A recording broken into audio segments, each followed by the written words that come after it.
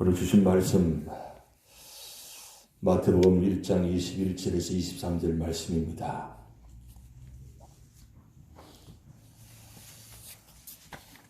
마태복음 1장 21절부터 23절까지 우리 다 같이 한 목소리로 합독하시겠습니다. 아들을 낳으리니 이름을 예수로 하라. 이는 그가 자기 백성을 그들의 죄에서 구원할 자이심이라 하니라. 이 모든 일이 된 것은 주께서 선지자로 하신 말씀을 이루려 하심이니 이르시되 보라 처녀가 잉태하여 아들을 낳을 것이요 그 이름을 임마누엘이라 하리라 하셨으니 이를 번역한즉 하나님이 우리와 함께 계시다 함이라. 아멘. 어제 오후에 눈과 비가 같이 오면서 날씨가 추워져서 여러분 오시면서 보셨지만 나무들이 아주 아름다운 모습으로 연출해져 있습니다. 저 높은 산에서나 볼 수 있는 그런 장면을 지금 우리가 보고 있습니다.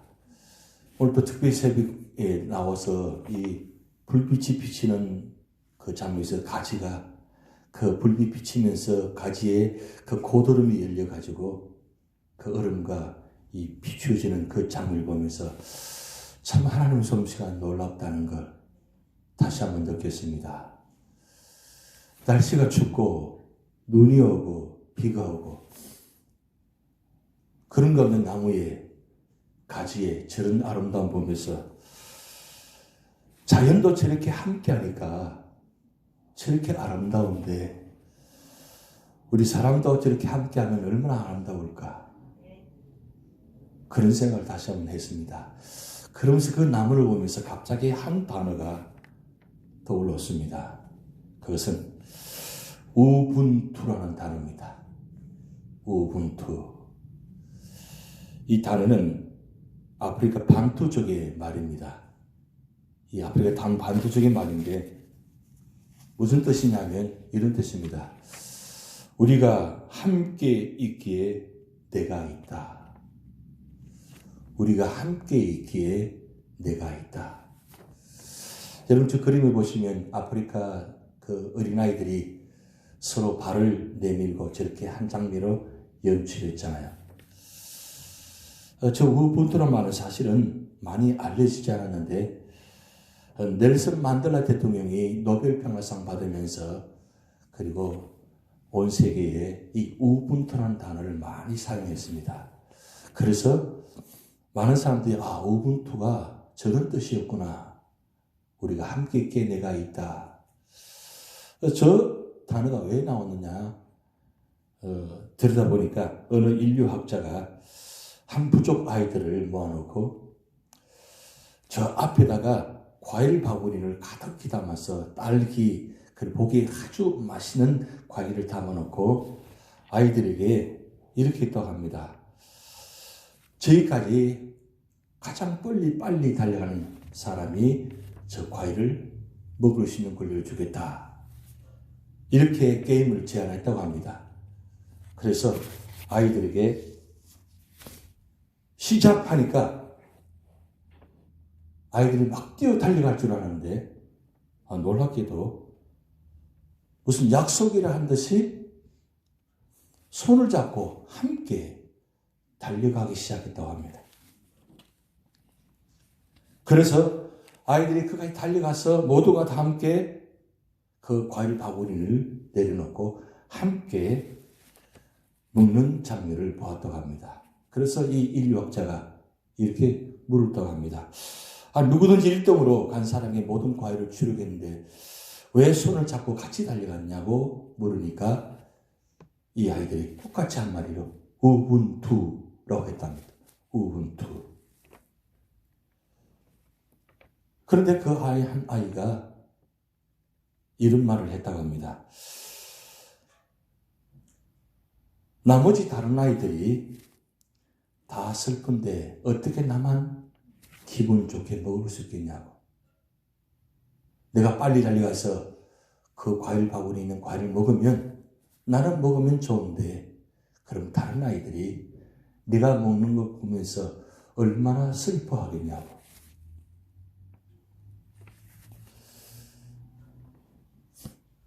여러분, 어린아이들이, 그 천진난만한 어린아이들이 우분투 하면서 그렇게 함께 있다는 것 놀랍지 않습니까? 그런데 이 우분투라는 단어 속에 굉장히 의미가 있는 내용인데, 화면을 더 한 장에 띄워주시면 이런 내용이 있습니다. 내가 너를 위하면 너는 나 때문에 행복하고 너 때문에 나는 2배로 행복해질 수 있다. 한번 같이 읽어볼까요? 시작.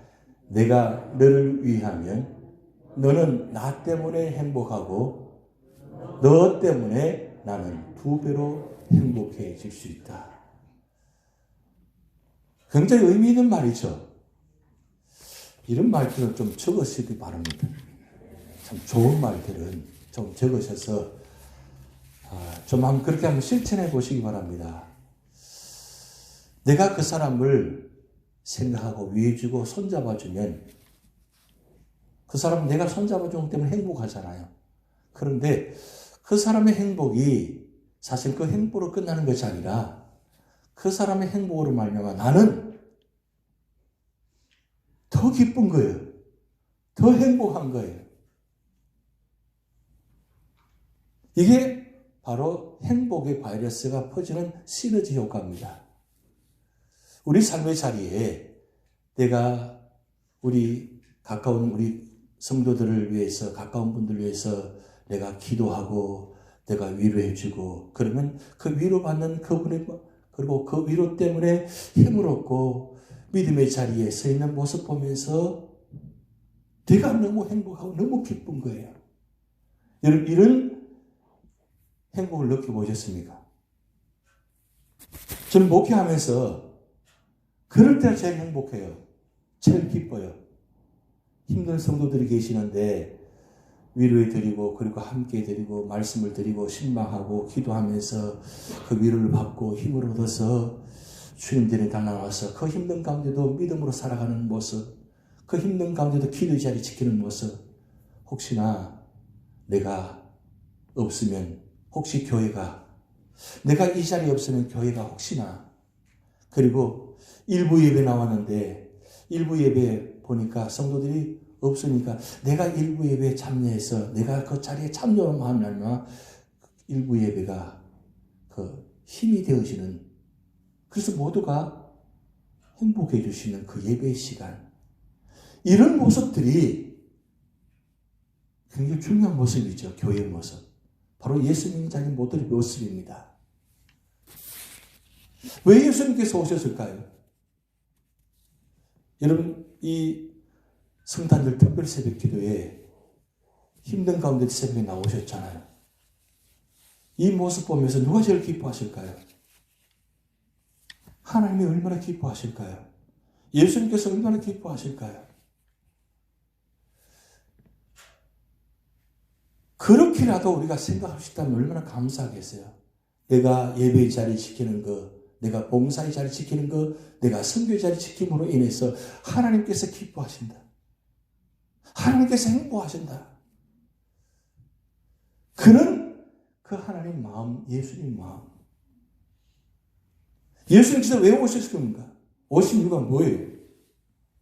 오신 이유는 우리와 함께 하시고 우리에게 평안을 주시기 위해서, 그리고 우리를 구원하시기 위해서 오셨습니다.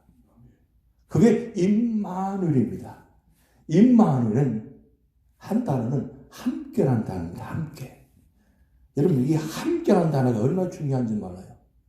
함께. 여러분, 임마누엘 단어가 3가지 의미가 있는데, 첫 번째는 하나님이시고, 그리고 인간이시며, 그리고 우리와 함께 하신다. 이 3가지가 어우러져서 임마누엘 단어가 나옵니다. 임마누엘. 하나님이, 그 전능하신 하나님이 인간이 되셨다는 것. 우리가 똑같은 인간이 되셨다는 것. 그런데 여러분, 성탄절마다 궁금한 게 하나 있지 않습니까? 왜 예수님이 어린아이로 오셨을까? 30세에 오시지 않고 왜 어린아이에 오셨을까? 불꽃 가운데 아주 회오리 바람 가운데 아주 대단한 분으로 오시지 않고 왜 어린아이에 오셨을까? 질문해 본 적 있으세요? 왜 그럼 어린아이에 오셨을까요? 그렇게 오신 이유는 심판하러 오시는 것이 아니라 심판을 당하러 오셨기 때문입니다. 심판을 오시면 불꽃 가운데 대단하게 나팔을 불고 대단하게 천사들이 호령하면서 그렇게 오셔야 되잖아요. 이 세상을 구원하시면 그럼 더 멋지잖아요. 근데 그렇게 오시지 않고 정말 천하고 천한 그 말구에 태어나셨어요. 어린아이로 오셨어요. 그건 우리 인류의 모든 죄를 친히 당하러 오신 것입니다. 그 너무 먼 이야기죠. 나의 죄를 당하기 위해서 내가 심판받아야 되는데 내가 심판받지 않게 하시고 당신 자신이 심판받기 위해서 당하러 오신 그 어린아이의 모습. 그래서 이 함께라는 단어는 그냥 이루어질 수가 없습니다. 우리가 예수님 임재 안에 있어서 예수님과 대화하고 예수님께 배우며 매 순간 예수님께 위로를 받는다는 뜻이 함께한 단어입니다. 그런데 여러분, 하나님이 우리와 함께 하신다는 것 결단도 중요하지만 하나님께서 우리와 함께 하시고 대단한 결단을 하신 겁니다. 엄청난 결단을 하신 거예요. 그런데 하나님의 결단도 필요하지만 우리도 결단이 필요해요.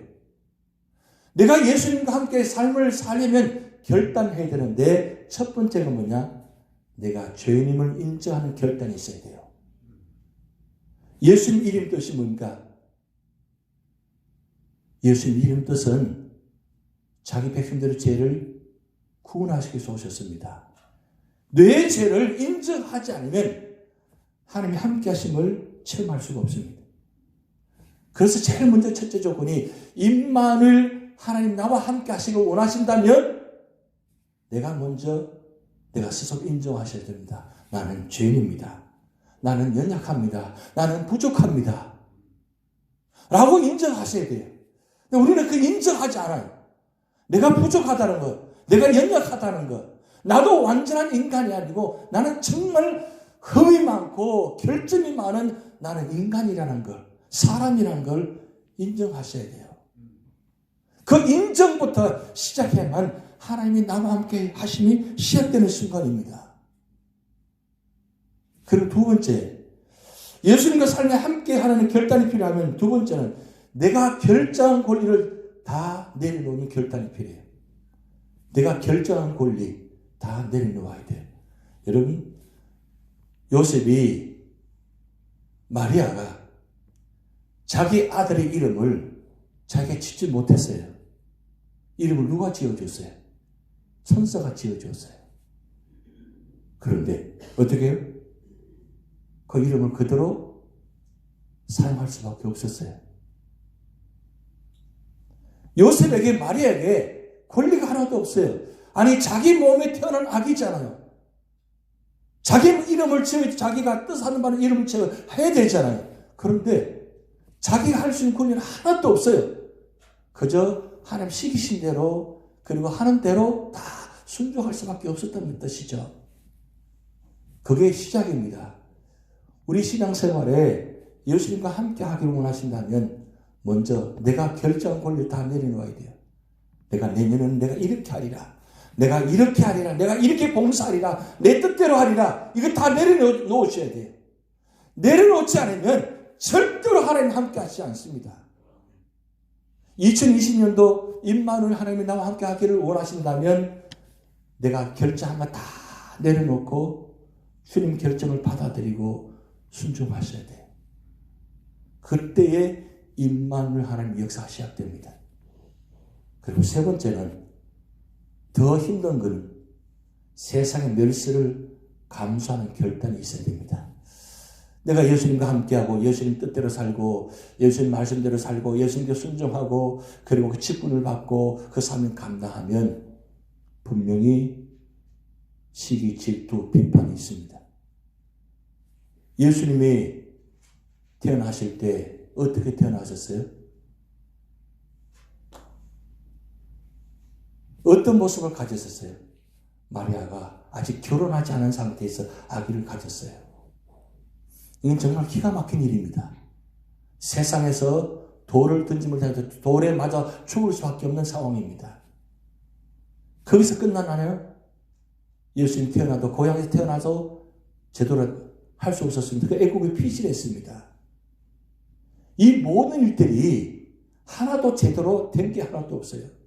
시작부터 너무나 엄청난 사건들이 요셉과 마리아에게 다가온 것입니다. 아니, 인류를 구원할 자가 그분이 한 여인님을 오셨는데 축복 가운데서 태어나셔야 되잖아요. 근데 그렇게 하지 못했습니다. 멸시와 핍박과 죽음 앞에서 그렇게 태어나신 예수님이십니다.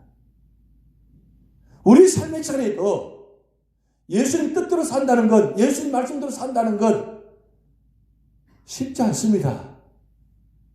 교회 봉사하는 거 쉽지 않습니다. 왜요? 그렇게 세상이 호락호락하지 않습니다. 축복하지 않습니다. 축복하고 권하고 그리고 위로해주고 함께해주고 하면 얼마나 좋겠어요.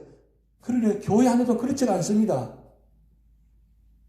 뭘 하면 왜 그렇게 하느냐고, 왜 이렇게 하느냐고, 얼마나 많은 비판이 있고 많은 시기 질투가 얼마나 많습니까? 그런 힘든 모습들이 너무나 많다는 사실입니다. 그런데 그걸 다 감수하고 내가 받아들이면 그 자리에 주님이 함께 하십니다.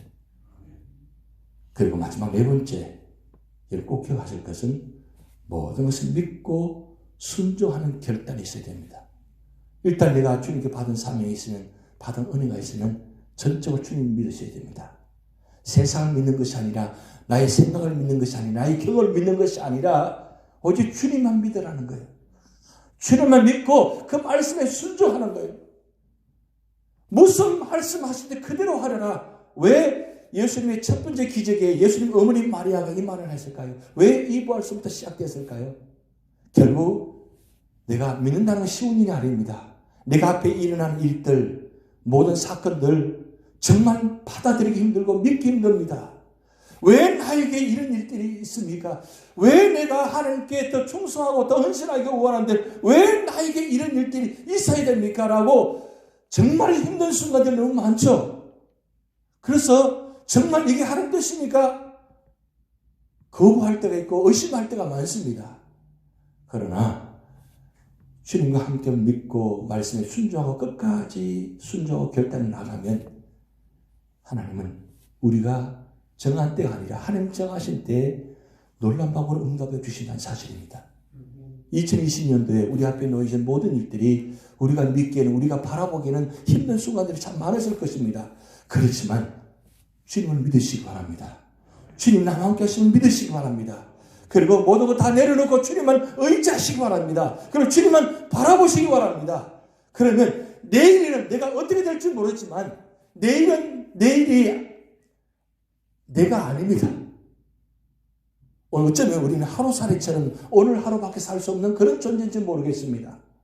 그렇지만 오늘 하루 사는 것, 이 사는 것도 의미가 있고 축복입니다. 그래서 하루하루 믿음 안에서, 말씀 안에서 순종하면서 주님 바라보 믿고 의지하며 살아갈 때 임마누엘 하나님께서 우리 삶의 자리에 2020년 한 해 동안도 우리 교회, 우리 가정에, 우리 모든 삶의 자리에 함께 하시는 그런 놀라운 역사가 나타날 줄 믿습니다. 우리 다 같이 기도를 하시겠습니다. 하늘에 계신 우리 아버지여, 이름이 거룩히 여김을 받으시오며 나라의 임하옵시며 뜻이 하늘에서 이룬 것 같이 땅에서도 이루어지이다. 오늘날 우리에게 일용할 양식을 주옵시고 우리가 우리에게 죄진 자를 사하여 준 것 같이 우리들을 사하여 주옵시고 우리를 시험에 들게 하지 마옵시고 다만 악에서 구하옵소서. 대나라와 근세와 영광이 아버지께 영원히 이사옵나이다. 아멘.